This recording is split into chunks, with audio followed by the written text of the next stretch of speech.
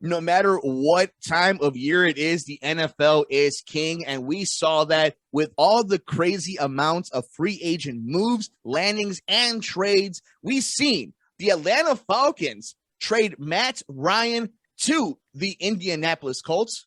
We've seen Tyreek Hill traded to the Miami Dolphins. And Deshaun Watson is now a Cleveland Brown. There are so many moving parts on all these different moves, draft picks being moved, new contract extensions.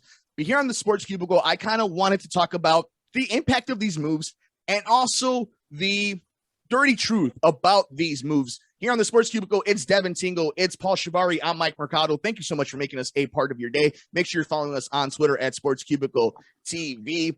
So we obviously know what is going on with Deshaun Watson and waiting to see what's going to go on with these over 20 sexual assaults allegations and these lawsuits that are being settled or are still waiting to be settled. And we saw what happened with Tyreek Hill, somebody who's been charged with felony domestic assault, battery by strangulation on his pregnant girlfriend.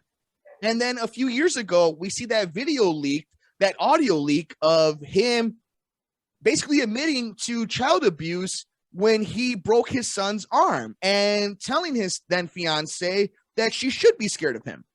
And we could talk about the impact of the players in a second, because we know how much gambling has taken over fantasy football. We're not ignorant to the fact of how important the game is, just strictly the game, to a lot of our viewers. But we also know here on the Sports Cubicle, here on WCPT, that there's a responsibility to keep the truth about these subjects. And Paul did a great job on this episode talking about another very important sports subject in our world right now. And I wanted to talk about this with the guys here, that you see what's going on with these moves and your general thought. Because while we're talking about here, guys like Colin Kaepernick still can't get in the league.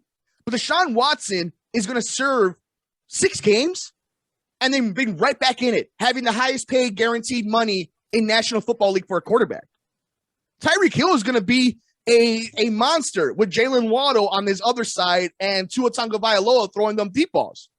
So, Paul, when you hear these moves that just kind of shadowed the entire move, including Matt Ryan, a future Hall of Famer, going to Indianapolis, Baker Mayfield wanting to get out of Cleveland because they mucked that all up, what are your initial thoughts when you see some of these big moves? Well, clearly these teams are weighing out the liability of having, someone like Watson, who has yet to kind of have a final sort of ruling on his personal issues and possible crimes, versus the talent that he has and can add to a team. Personally, I think the Dolphins gave up too much to get him, just on the business blind standpoint, without knowing what allegedly he's done. But in the reverse of it is, 22 counts of, or allegations of, sexual misconduct and sexual harassment and domestic abuse and what have you, is a giant red flag to me, regardless of how well a guy can throw a football. And you raised the point about Colin Kaepernick. That guy was just an activist and he got blackballed from the league. So, it's the NFL once again being very polarizing in terms of how they handle certain things on and off the field. And I mean, Deshaun Watson, I can totally understand why, from a football standpoint, someone would want him at quarterback. But from a personal standpoint, I don't understand why anyone would want him in the league. So you see Cleveland did with Deshaun. You've seen with Miami done with Tyreek, and the impact it does both on PR. And, this is a league that wants to bring in its women demographic and viewership. We see them going hard into that lane.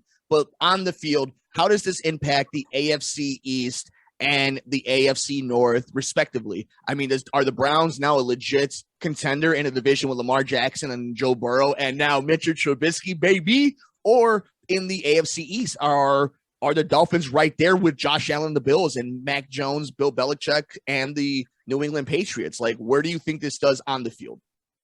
I think the Dolphins are still far away. I think the Browns have helped themselves greatly. Dev, you hear this story, and, we love football here, but this is the dirtiness of this sport.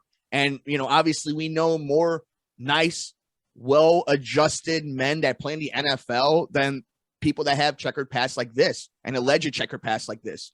But when you see what these teams were willing to give up and the lengths that they were willing to go for these type of players, your thoughts initially when you hear the guys that were giving this money and that this happened to, your initial thoughts, and then what it means on the field. Let's just go through a history lesson. Kareem Hunt beat up a woman in a club, gets cut by the Chiefs. He signs with the Browns because everyone deserves a second chance. He got a 4-game suspension. Adrian Peterson beat the crap out of his kid with that switch. I don't even remember how long his suspension was, and he still plays in the league. Ray Rice beats up a woman in an elevator, and he plays 1 game of preseason, and then he's suspended indefinitely. I just want to know the rules. That's it. What are the rules here? Because all 3 of these men did battery to someone much smaller than them, and they all got very different sentences here. And Deshaun Watson, he was cleared, but they're still going against him here. A bunch of people are donating money to these charity, these sexual assault charities in Cleveland. There's Deshaun Watson and the general manager of Cleveland. They're going to go to a charity auction. They backed out last minute today. It's like, gee, I wonder why here. And Deshaun Watson, he reminds me, just on his playing, he reminds me a lot of Carson Palmer, Mr. I'm too good to play for this crap team here. So if we look at his numbers in 2020, he was phenomenal. For almost 5,000 yards, 33 touchdowns, 7 interceptions here. But in 2019, his numbers are pretty much spot on to Baker Mayfield's. Actually, in 2019, Baker Mayfield had better numbers than him, higher yards, more touchdowns, and less interceptions here. It's just kind of crazy when you look at it here. And the thing about the Browns is, even in 2020, they finished 11-5, and that was 3rd place. It's a stacked division, and I don't have faith in Mitch Trubisky from what I saw here in Chicago. It could change. Steelers have a much better coaching staff than we could ever have here. But that means there's definitely going to be a higher stack thing here. And do I think Deshaun Watson's that great? It's still too early to tell here. The guy didn't play at all last year. He didn't want to play for a 4-12 team. So he goes to a team that finished 8-9 last year. It's like, okay, that's great, But at the end of the day here, it's like, we look at this really, and we can say till we're blue in the face. Did the Texans bench Deshaun Watson because of these cases, or was it because I don't want to play for Texas? And if you think it's the first, you're as blind as a damn bat. Because the NFL, it's they have to air these things like, oh, we care. We domestic, Eli Manning's doing promos how it's not right to hit women. It's like, guys, Eli Manning's one of the few that friggin' won't here. And it's clear Roger Goodell's just like, as long as this sport makes money, and it comes to that dark side here. And that's probably another reason why NFL is losing numbers in the younger demographic. Now, back to the sports side, because we're a sports show here and you talk sports here. Numbers wise, Deshaun Watson, again, too early to tell. He had a hell of a year in 2020. We don't know what he would have done this year. And, the thing about the Browns is we've seen in 2020, 2019, they stacked that team. Kareem Hunt, Baker Mayfield, Odell Beckham, they set them up for success. And they couldn't do it. Tampa Bay Buccaneers, though, a team with the great players, they proved how it works here. And now there's rumors that the Bucs want to get Baker as their backup for that final day when Tom Brady goes. And if if Baker with 3 years with watching Tom Brady, I think he could be a phenomenal quarterback. It's too early to tell, but I'm going to tell you right now, I definitely don't think the Browns are going to win this trade here. And I got a strange feeling Watson will not be as great. Because something about Cleveland, you can give them all the tools here, but it's not enough. And we're from Chicago. They like to blame the quarterback every chance they get here and forget that, it wasn't Mitchell Trubisky that gave up 54 points to the Patriots in a game here. So we're definitely going to see here. But right now, I think the Dolphins definitely got the better end of the trade there. And this is one thing I really want to see here now. We saw Patrick Mahomes struggle a little bit last year. Now they took away his number one receiver. Yeah, they brought in Juju. But is he going to bring the same numbers and all that Tyreek Hill's going to bring? We don't know. So it's going to be interesting to see just what happens here.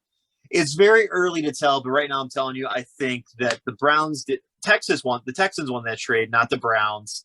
And right now I think the Dolphins got the better end of the stick here, despite giving up 5 draft picks. That's still a lot here. But as we've also been talking here, the 2022 draft class, it just looks really weak. So again, kind of early to tell here. Right now, just wait and see till the season starts. But if we see the Browns finish 3rd again, I would not be surprised one bit.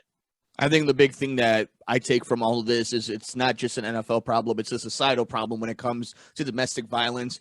It's all about how the variety, and the way we see it. It's the way it's exposed to us. It's one thing when you hear about domestic violence. It's another thing when you see Ray Rice on video do it. Should it be the case? Domestic violence is domestic violence. Assault is assault. But it goes to show how impressionable people are and what people could do when they have video evidence of it. We want to know your thoughts still about this entire situation, these crazy moves. We didn't even really talk about it. A Hall of Famer is amongst many others, but that's how crazy these stories were. We want to know your thoughts. We're on Twitter at Sports Cubicle TV. It's Devin Tingle. It's Paul Chivari. It's Dan Marver. I'm Mike Mercado.